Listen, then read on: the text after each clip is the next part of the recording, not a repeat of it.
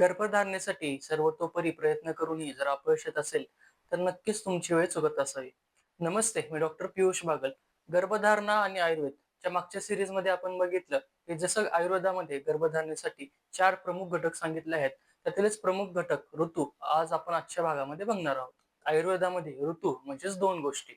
पहिलं म्हणजे गर्भधारणेसाठी स्त्री आणि पुरुषाचं योग्य वय आणि दुसरं म्हणजे स्त्रीच्या मासिक पाळीतले ते विशिष्ट दिवस की ज्यांना आपण ऋतुकाळ असं म्हणत असतो.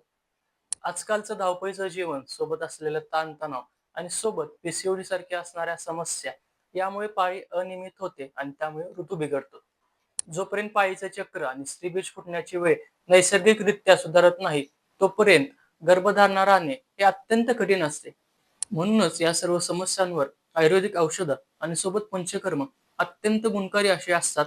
म्हणूनच तुमच्या ऋतुचक्राबद्दल अधिक माहिती घेण्यासाठी तुमच्या नजीकच्या वैद्यांना तुम्ही संपर्क करा किंवा आपल्या आरोग्य ज्योती आयुर्वेद येथे सुद्धा तुम्ही संपर्क करू शकता.